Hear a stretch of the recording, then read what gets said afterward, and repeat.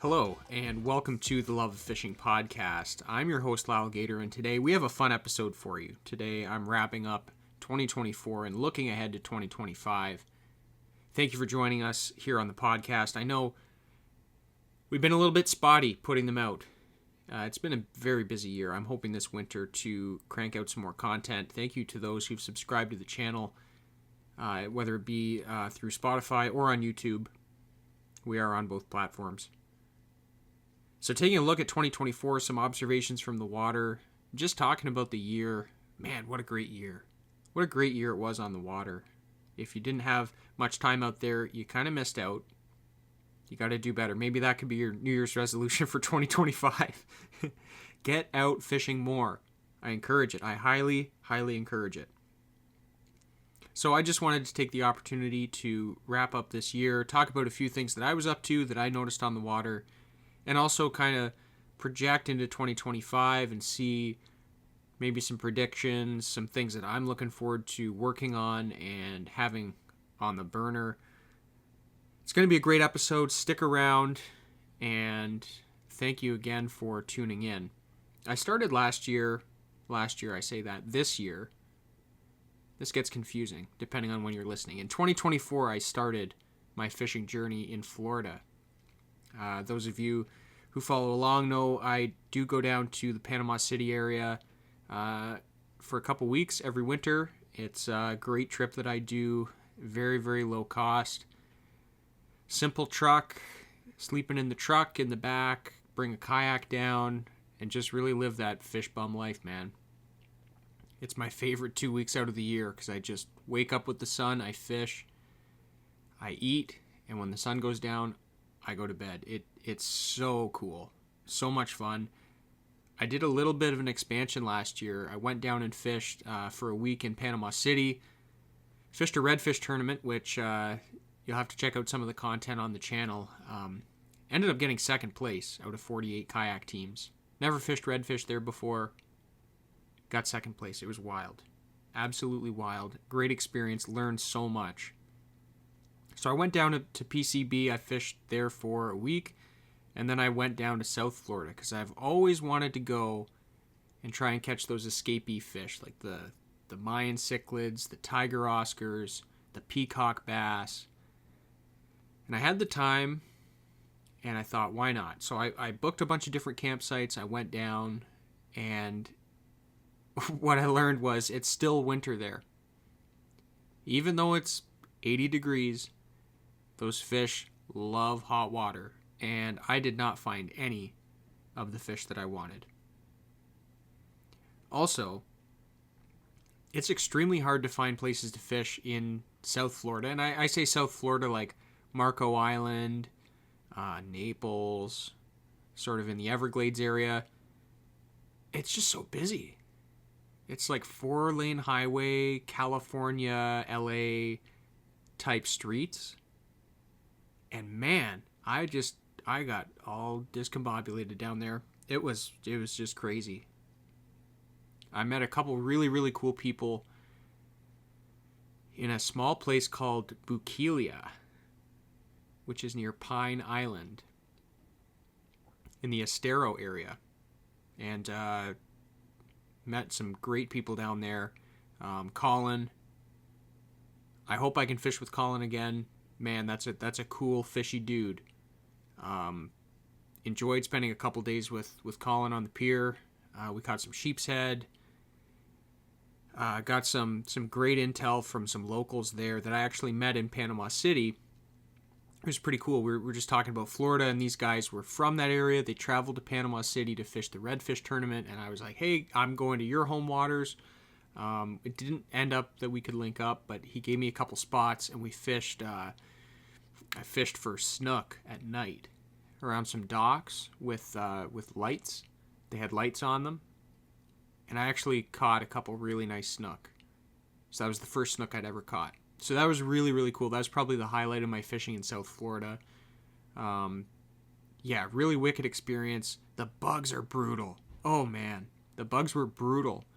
And just generally, just the fishing was pretty tough. So I don't know if that's a winter thing. I don't know if it's just because I suck. in saltwater, but that was a great way to kick off the year with a second place finish in a kayak tournament, first ever snook, just a great travel experience. Weather was great. It was just amazing. So started the spring off doing that. Got into some guided trips when I got back, and really the first notable exceptional bite that I got on last year was the salmon bite, and it was a little bit later than expected. I think our early spring was a little slower than we hoped. There was a couple really, really good days, but on the whole it was pretty slow. But man, once late June, July hit, it was on like Donkey Kong. And if you were out on the lake, let me know in the comments where you were fishing on Lake Ontario. But my guess is if you were fishing on Lake Ontario, you had some great fishing for at least a couple weeks. We had it for a month. And we had it west, we had it right in front, we had it east. It didn't matter where you wanted to go. There were good fish out there. We had a couple days where we landed 30 or 40 fish. I know some of the bigger boats that had big spreads out, they were seeing 70, 80 bites. It was really crazy. And definitely not something that we're used to, and not that I would ever want to expect, but it definitely seemed like the lake was high in fish. Really, really great summer salmon fishing. The other bite that was kind of cool during the summer was the brown trout. And I'm not at liberty to disclose where I was catching them, but I was able to stay on them for about a month. I could go to them and catch them, and that was new for me. So definitely learned some stuff with the browns. I think it's repeatable. I learned a couple of the little things that made them tick with presentation. The colors of the spoons I was running, the depth I was trolling, some of the water, that kind of stuff. That was really cool. I dabbled with them before. If you follow along, you've probably seen my posts. Usually get on them for about a week or two, here or there throughout the summer. I can find some spots where they are. But this year really there was a pile of them. Really was a pile of them. Lake trout fishing was good too. Did a lot more jigging this year. Actually did some trips, took clients out to jig lake trout. That was just so much fun. Very heavy on the electronics use. And they're big fish, man. They're big fish. We got a couple over 30 inches. Got one over 35 inches, which, you're looking high teens there. I landed one a couple of years ago that was 36 inches, and it was 26 pounds. So, we're getting some pretty serious fish on the jigging program. Catch and release is very important. You want to handle the fish kind of as little as possible. Get them up, get them back down quick. Take care of those fish. They're a great resource. And enjoy it, but have those fish back in the water so someone else can enjoy them too. So lake trout fishing this year is really, really good. I'm looking forward next year to doing more of these trips. If this is something that you are interested in, give me a shout. There's a few months that we can set something up. You got to get a good day, but generally, July, August, those fish are out there to be caught. And great fall fishing as well. Wow. The amount of browns that I caught in the lake kind of gave me a clue, made me think, sure, there's probably a pretty good run coming up, and I was right. I know I was talking about it through August and September, that I was getting ready for a great fall, and it happened. We had some great days. 20 fish, 30 fish. They're not all like that. They're not all going to be like that. But the potential is there when the conditions line up, that it's every drift. Doubles and triples. Walleye fishing was also very, very good this year. I know the Lake Erie guys did well. Port Colborne was good. I didn't hit that scene at all this year. I stayed on the river and on the Lake Ontario, and the walleye were there too. Had a very, very good year on the river. Some of the best river fishing I've seen for walleye in a long time. And the bite was good, and when it was good, it was good, and when it was bad, it was bad. But I think that's why God made smallmouth, because when I couldn't catch walleye, I would go for smallmouth, and had a lot of happy clients this summer. Just a note on the trout fishing and the walleye fishing. We made rods this year, which was really, really cool. Want to give a shout out to Brian Merrick at Greenbelt Custom Rods. I worked with Brian this year to develop what I would call the perfect Niagara River bottom bouncing rod for fishing in the boat. It's a 9-foot medium, 2-power bottom bouncing rod. It's a bait casting rod. We're doing bait casting right now. People have messaged me and told me, hey, you got to make spinning. We're going to work on it. But for right now, the biggest niche that needs to be filled is in the bait casting category. And Brian really knocked it out of the park. His craftsmanship is really, really good. I have some stuff up on my Instagram page at Hooked on Niagara. If you want to check out some photos, I got a little demo video there showing me flexing the rod. But basically, I'm looking for a rod that's not too long, not too short, not too stiff, not too flimsy, that is very, very sensitive. The bottom bouncing technique, the better that you can feel the bottom, the more fish you're going to catch. And that's what we're going for with that rod. So it's retailing for $310 right now, $350 including the HST.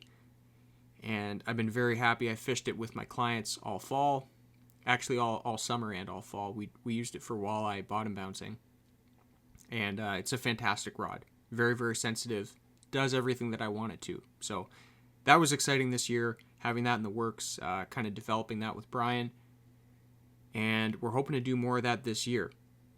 Looking ahead to 2025, I got some cool stuff on the horizon, doing lots more guiding, hoping to really take more people out this year. It was a bit of a slower year on purpose with charters. I think I did 35 trips. Was doing some other stuff this year. I have a landscaping business as well, and it was a pretty heavy landscaping year, so took a little bit of a sideline. The guiding did. But, I kept in touch with the fish, was able to move when they moved, and I think I had a very successful year with a lot of really great trips. So looking ahead to 2025, going to be doing more match fishing. A lot of people probably aren't familiar with that, but it's basically the European competitive style of fishing where every fish counts. Doesn't matter if it's a sunfish or a sucker or a carp or a catfish. You catch them all. It's from shore, and there's a whole sort of rule system with where you can fish. They do this thing called peg draw, which at the start of the event, everybody draws a random number, and the numbers are all located around the lake evenly. And it's designed to be a very fair way to competitively fish. And I'll do another video on this, but basically I'm finding with competitive fishing, there's obviously a lot of money out there. There's a lot of sparkly boats. There's a lot of ego, and I just really love the game. I really love the game. I love to compete, mostly with myself, more than with other anglers. My competition is solely based on trying to improve my craft and to become the best that I can at what I do. And match fishing has really given me a door to open and to continue to hone that. It's a lot of ultralight type tactics, small hooks, thin line, and the people that are really good at it are masters at presenting their bait. It's a lot of float fishing, some bottom fishing, and it's very, very precise. And there's a whole world out there of match fishing that I know North America hasn't discovered. So that's where I'm going next year with competitive fishing. Seems a bit strange. I know the world is filled with the Bassmasters and, King of the Lake and stuff like that. And I've done some of that stuff and I've enjoyed it a lot. And I have no doubt that I'll return to it in a different year. But next year, really hoping to help the match fishing grow here in Ontario. We do have a group. If you want to learn more about it, just reach out in the comments or hit me up on Facebook, Hooked on Niagara Guide Service, or on Instagram, Hooked on Niagara. I'd love to talk match fishing. It's not strictly carp fishing, but it's very heavy on the carp and a great way for you to hone your skills and become a better overall angler. I attribute a lot of my ability with other species to my practice with match fishing. I've been doing match fishing since I was 14, and a lot of people don't know that. I don't tell a ton of people about it because it's not very well understood, but the format is incredibly valuable for competition fishing, and it's just a really fair way to compete in a fishing setting. Moving on from that, more trout fishing. I think we're going to have another really great year next year for browns. I think the spring will be really good. I'll be opening my trips up mid-March like normal, and I expect a really good year. I think there was a lot of lake trout in the system this year that tells me there's going to be more in the lake, and I think we're going to have a great year. We also have the tackle swap coming up very shortly, January 25th. It's going to be at Eden High School in St. Catharines. I'll have a table. The Game and Fish is putting it on. I'll be doing a seminar, a free seminar, talking about an introduction to fishing in Niagara. Niagara is a very daunting water body to learn if you are new, and I am going to teach you how to simplify it and how to become more effective faster. So if you're stuck in the winter doldrums, come out to the Niagara Fishing Tackle Swap January 25th. It will be a good time. And the whole idea behind the swap is we're all fishermen. We all have tons of gear. Some of it we're, still using. Some of it we're not. For me, I'm going to be doing more carp next year, so maybe it's time to offload a little bit of my salmon gear or my smallmouth gear or my walleye gear to make room for some other stuff. So it's a great chance to do that. Going to have a full lineup, most likely 70 to 80 tables of used and new tackle being sold there. $5 admission goes to Out of the Cold meal program, and it's hosted by the Game and Fish, and they're always doing great stuff in the fishing community. So if you have a chance, I'd love to see you. Come stop by, say hey, checked out the podcast, heard it. If you know me, you know that I will always talk fishing, and I'd love to meet you. Other than that, heading back to Florida. That's coming up really soon, February 15th, so I've got a month and a half to prepare. I'm going to need all that time. I always seem to go down there with not enough food and too much fishing gear, so we're going to see if I can fix that this year. And before I sign off, I just want to give a few thank yous. This industry is a really interesting industry in that it's extremely friendly, but it's extremely saturated. And I've been fortunate enough to now be in this industry for 10 years and grow some really fantastic relationships. And it really is the relationships that allow me to prosper and to continue to grow. And I'm very, very thankful for that. I want to thank Trails End Landscape Supply. I mentioned I have a landscape company, and they're always really great to deal with, and they helped us out with some stuff for the OBN, the junior OBN, when I took the high school kids to try and qualify for the trip down south. So thank you to Trails End. Peter's Tackle.